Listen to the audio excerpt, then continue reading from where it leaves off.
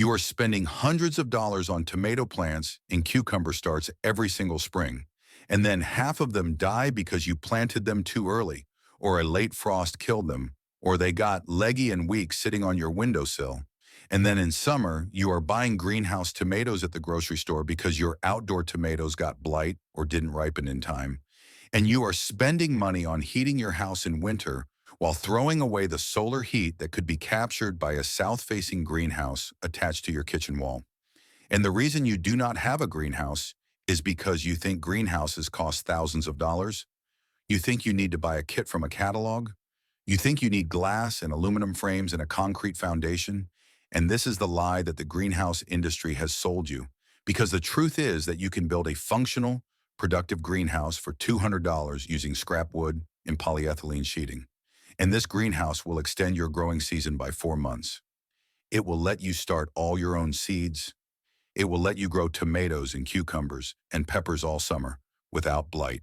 And it will warm your house in winter by capturing free solar heat. And this is not some modern homesteading trend. This is how John Seymour built greenhouses for decades using materials that were cheap or free. And the greenhouse he describes in his book costs almost nothing to build and produces more food than a $1,000 commercial greenhouse because it is designed for self-sufficiency, not for selling you expensive components. Now here is what I'm going to show you. I'm going to show you how to build a lean-to greenhouse attached to the south wall of your house for $200 or less. And this is not a tiny window greenhouse. This is a real working greenhouse, 10 FT long and 6 FT deep, big enough to grow 50 tomato plants or start 500 seedlings. And I am going to show you Seymour's method, which uses a wooden frame made from 2x4s, polyethylene sheeting instead of glass, and a door that connects directly from your kitchen into the greenhouse, so you can step outside in January and pick fresh lettuce without putting on a coat. And this greenhouse requires no foundation, no concrete, no purchase brackets, just basic carpentry skills and materials you can get at any lumberyard. And when you build this greenhouse, you are not just building a structure, you're building a system that captures solar heat in winter, extends your growing season in spring and fall, eliminates the need to buy starts, and produces food all year round. And Seymour writes that a lean-to greenhouse is the most sensible arrangement because it saves half the cost of a freestanding greenhouse. It is heated by the warmth from your house, and it acts as a sun trap that warms your dwelling house in winter. And this is the system I'm going to teach you. The first thing you need to understand is why Seymour recommends a lean-to greenhouse instead of a freestanding greenhouse. Imagine this comparison: a freestanding greenhouse sitting alone in your yard versus a lean-to house attached to your south wall. The reason is simple. A lean-to greenhouse costs half as much because you are using the existing wall of your house as one wall of the greenhouse. And this means you only need to build 3 walls instead of 4. And you only need to buy sheeting for 3 sides instead of 4. And on top of that, the lean-to greenhouse is heated by the warmth from your house, which means in winter when the temperature drops, the greenhouse stays 5 or 10 degrees warmer than a freestanding greenhouse. And this 5 or 10 is the difference between lettuce surviving and lettuce freezing. And the lean-to greenhouse also acts as a sun trap. Imagine the sun shining through the sheeting during the day, heating the air inside to 70 or 80 degrees, and that warm air radiating through the wall into your house. And Seymour writes that this is one of the best things about a lean-to greenhouse. It acts as a passive solar heater. It warms your dwelling house in winter, and you don't get as much light from the sky as you do with a freestanding greenhouse, but the increased warmth from proximity to the dwelling house more than compensates for this. And this is why every country cottage in England had a lean-to greenhouse attached to the south wall, because it was cheap to build, easy to access, and it warmed the house. The second thing you need to understand is why Seymour recommends polyethylene sheeting instead of glass. Picture this trade-off: glass that lasts forever but costs a fortune versus polyethylene that lasts 2 years but costs almost nothing. The reason is cost. Glass is expensive. Glass requires a strong wooden or aluminum framework to support it. Glass breaks and glass costs 10 times as much as polyethylene. And polyethylene transmits light very efficiently. It lasts 1 or 2 years before it needs to be replaced, and it is so cheap that you can afford to replace it every 2 years and still spend less money over 10 years than you would spend on glass. And Seymour writes that polyethylene is very cheap, about a tenth the cost of glass, and it transmits light very efficiently. But it will only last 1 or 2 years and is very easily ripped by gales. And this is the trade-off. Glass lasts forever, but costs a fortune. Polyethylene lasts 2 years, but costs almost nothing. And for a self-sufficient gardener who is trying to build a greenhouse on a budget, polyethylene is the obvious choice. And you can buy a roll of 6 mil polyethylene sheeting at any hardware store for $30 or $40. And that roll will cover your entire greenhouse. And in 2 years, when the sheeting starts to degrade from UV exposure, you just rip it off and staple on a new layer. And this is how you keep a greenhouse functional for decades without spending thousands of dollars on glass replacement. Now here's the structure you are going to build. And this is a lean-to greenhouse that is 10 feet long, 6 feet deep, and 8 feet tall at the peak. And the frame is made entirely from 2x4 lumber. And the foundation is 4 concrete blocks at the corners. And the walls and roof are covered with 6 mil polyethylene sheeting. And there is a door that connects from your house directly into the greenhouse. And then there are 2 vents in the roof that you can open in summer to let out hot air. And the floor is gravel. And inside there are benches made from scrap wood where you can place seed trays and pots. And this entire structure costs about $200 in materials. $50 for the 2x4s, $40 for the polyethylene sheeting, $30 for hinges and screws and nails, $20 for the concrete blocks, and $60 for the gravel and the lumber for the benches. And if you already have some scrap lumber and some old hinges, you can build this for even less. And the construction takes 2 days, 1 day to build the frame and 1 day to attach the sheeting and build the benches. And once it is built, it will last for decades. You just replace the polyethylene every 2 years, and the frame will last as long as your house lasts. Here is how you build the frame. First, you mark out the location on the south wall of your house, and you want the greenhouse to be at least 10 ft long and 6 ft deep, and you want it to be positioned so that the door from your house opens directly into the greenhouse. And if you do not have a door on the south wall, you can install a window that opens into the greenhouse, or you can just access the greenhouse from outside. But Seymour writes that it is much better if there is a door leading from the house straight into the greenhouse. And it is even better if there is also a window connecting the houses, because either a window or a door can be left open in winter for warmth to get from the house to the greenhouse, and in summer for the delicious aroma of tomato plants to enter the house. Second, you dig 4 shallow holes at the corners of the greenhouse about 6 in deep, and you place a concrete block in each hole, and you level the blocks so they are all at the same height. And these blocks are your foundation, and you do not need to pour concrete. You do not need to dig below the frost line. You just need 4 level blocks to support the corners of the frame. Third, you build the frame using 2 1x4s, and you start by building the front wall, which is 6 feet tall, and you build 2 side walls that slope from 8 ft tall at the house down to 6 ft tall at the front. And you build a roof frame that slopes from the top of the house wall down to the top of the front wall. And you space the vertical studs 16 in apart. And you space the roof rafters 24 in apart. And you attach everything with 3-in screws. And the entire frame is just a simple box with a sloping roof.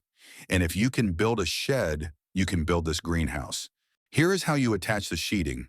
First, you unroll the polyethylene sheeting and drape it over the frame. And you start with the roof, and you pull the sheeting tight, and you staple it to the rafters every 6 in. And you use a staple gun with 1 2-in staples. And you make sure the sheeting is tight with no wrinkles, because wrinkles will collect water and sag. Second, you cover the front wall and the 2 side walls, and you pull the sheeting tight and you staple it to the studs every 6 inches. And you overlap the sheets by 6 inches wherever 2 sheets meet.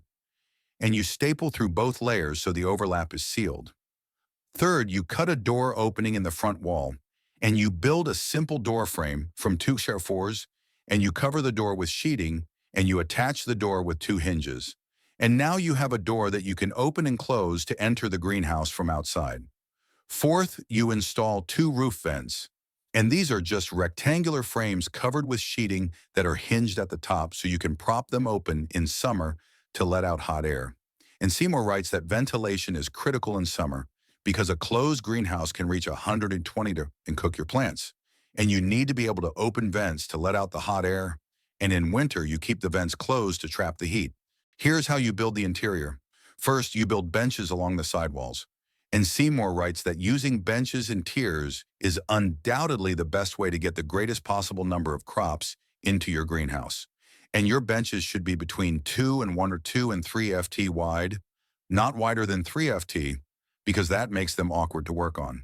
And in a greenhouse 10 FT long and 6 FT deep, you can have 2 rows of benches, one on each side.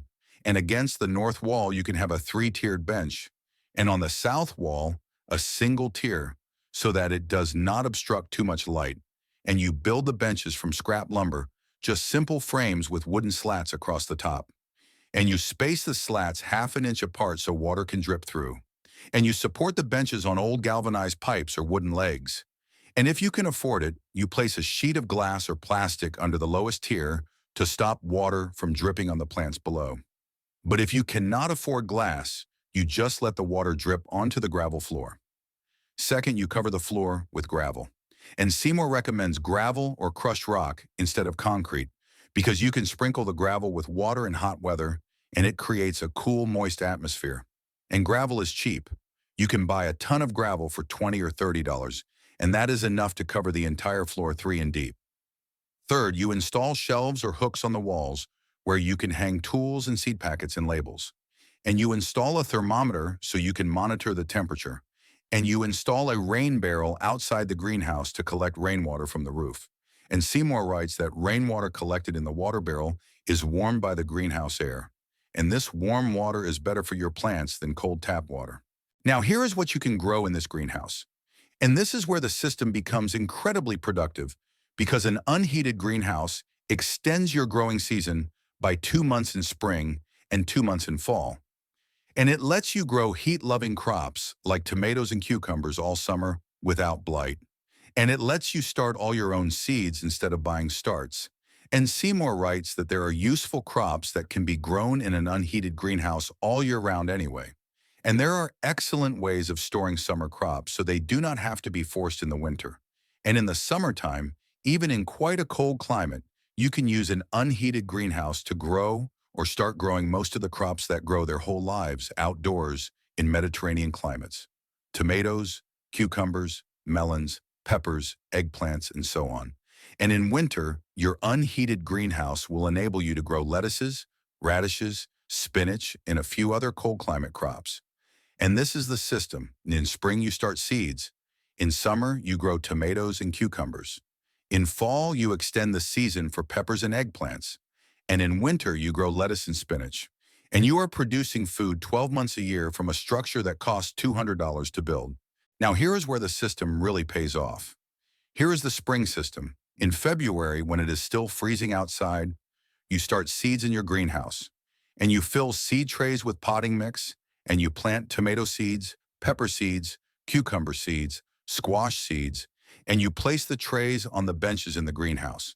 And the greenhouse is 10 or 15 degrees warmer than outside because it is heated by the sun during the day and by the warmth from your house at night. And the seeds germinate in 1 or 2 weeks. And by March, you have hundreds of seedlings growing on your benches. And by April, the seedlings are big enough to transplant into the garden. And you have not spent a single dollar on starts. And your seedlings are healthier and stronger than store-bought starts because they were grown in your own soil. And they were not shocked by being transported in a truck. And Seymour writes that the primary function of a greenhouse is for propagating seeds and growing tender crops. And it is therefore well worth having some form of greenhouse in all but the smallest garden. And for very small gardens, seeds can be propagated on a convenient windowsill. But if you have space for a greenhouse, you can start 500 seedlings in spring and never buy a start again. And this is when the greenhouse becomes a Mediterranean garden. Here is the summer system. In May, after the last frost, you transplant your tomato and cucumber seedlings into the greenhouse beds, and you either grow them in the soil on the floor of the greenhouse, or you grow them in large pots or grow bags on the benches. And Seymour writes that tomato and pepper plants are very suitable for growing directly in greenhouse soil or in grow bags. And the soil should be made up and brought from outside. And you should use a mixture of 1 part sphagnum moss, peat, 1 part coarse sharp sand, and 2 parts good garden topsoil. And if you mix a pail of vermiculite or perlite into a wheelbarrow of this mixture, so much the better. And this artificial soil drains well and does not compact, and your tomatoes grow 8 f tall and produce 50 lbs of fruit per plant, and your cucumbers grow 10 ft long and produce dozens of cucumbers, and none of them get blight because the greenhouse protects them from rain and humidity. And you are harvesting tomatoes and cucumbers from July until October, and you are not buying a single tomato at the grocery store. And Seymour writes that in summertime, even in quite a cold climate, you can use an unheated greenhouse to grow most of the crops that grow their whole lives outdoors in Mediterranean climates. And this is the power of a greenhouse. It turns your cold northern garden into a Mediterranean garden. And this is where most people think greenhouses stop working, but Seymour proves them wrong. Here is the fall and winter system. In September, after you harvest the last of the tomatoes, you plant lettuce seeds and spinach seeds directly in the greenhouse beds. And you plant radish seeds and arugula seeds. And these cold climate crops grow slowly through the fall. And by November, you are harvesting fresh lettuce and spinach from the greenhouse, even though it is freezing outside. And you continue harvesting through December and January. And Seymour writes that in winter, your unheated greenhouse will enable you to grow lettuces, radishes, spinach, and a few other cold climate crops. And surely it is better to eat canned tomatoes and eggplants in the winter than to try to force such things unnaturally and at great expense. And this is Seymour's philosophy. Do not try to heat the greenhouse in winter. Do not try to grow summer crops in winter. Just grow the crops that naturally thrive in cold weather. And you will have fresh greens all winter without spending $1 on heating. Here is the solar heating system. And this is the hidden benefit of a lean-to greenhouse that most people do not understand. Because a lean-to greenhouse acts as a passive solar heater for your house. And here's how it works. During the day, the sun shines through the polyethylene sheeting and heats the air inside the greenhouse. And the greenhouse can reach 70 or 80 degrees even when it is freezing outside. And this warm air radiates through the wall of your house. And if you have a door or window connecting the greenhouse to your house, you can open it during the day and let the warm air flow into your house. And this free solar heat reduces your heating bill. And at night, you close the door or window to prevent cold air from flowing back into the house. And Seymour writes that the lean-to greenhouse acts as a sun trap. It is nice to work or sit in, and it helps to warm the dwelling house in winter. And you do not get as much light from the sky as you do with a freestanding greenhouse, but the increased warmth from proximity to the dwelling house more than compensates for this. And this is why a lean-to greenhouse is not just a place to grow food. It is a solar heating system that pays for itself by reducing your energy bills. Here are the results you can expect. A 10 or 6 FT greenhouse can start 500 seedlings in spring, which saves you $250 at 50 cents per start. It can grow 20 tomato plants that produce 50 lb each, which is $1,000 lib of tomatoes, which saves you $2,000 at $2 per pound for organic greenhouse tomatoes. It can grow 10 cucumber plants that produce 20 cucumbers each, which is 200 cucumbers, which saves you $400 at $2 per cucumber. It can grow lettuce and spinach all winter, which saves you $200 in greens. And it can reduce your heating bill by $100 per year by providing passive solar heat. Total savings $3,000 per year. Total cost to build $200. Payback period less than 1 month. And this greenhouse will last for decades. You just replace the polyethylene every 2 years at a cost of $40. And the frame will last as long as your house lasts. And every year you are saving $3,000 in food and heating costs. And this is the power of a $200 greenhouse. And this is what Seymour understood, that a greenhouse is not a luxury. A greenhouse is a tool that extends your growing season, eliminates the need to buy starts, protects your crops from blight, and heats your house in winter. And you do not need to spend thousands of dollars on a commercial greenhouse kit. You do not need glass. You do not need aluminum frames. You do not need a concrete foundation. You just need 2x4s and polyethylene and basic carpentry skills, and you can build a functional, productive greenhouse for $200. And Seymour writes that, For the person genuinely trying to be self-supporting at low expense, a heated greenhouse is not really worthwhile unless he can provide himself with cheap energy such as water or wind power, or has a good source of wood for burning. But an unheated greenhouse is incredibly useful, and there are useful crops that can be grown in an unheated greenhouse all year round. And this is the system that country gardeners used for centuries. A simple lean-to greenhouse attached to the south wall of the house, built from cheap materials, unheated, and incredibly productive. Once you understand this, greenhouses stop being expensive because you are not buying a kit. You are building a structure from lumber and plastic, and you are not heating it. You are using passive solar heat and the warmth from your house, and you are not buying starts. You are starting your own seeds. And you are not buying tomatoes in summer. You are growing 1,000 labies of tomatoes in your greenhouse. And you are not buying lettuce in winter. You are harvesting fresh greens from your greenhouse in January. And you are not paying to heat your house. You are capturing free solar heat from your greenhouse.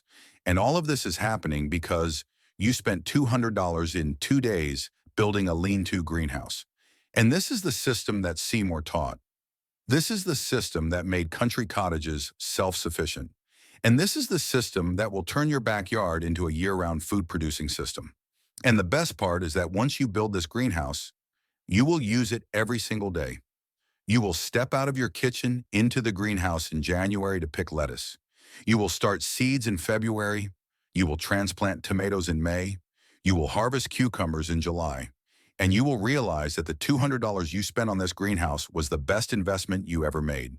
Because this greenhouse is not just a structure.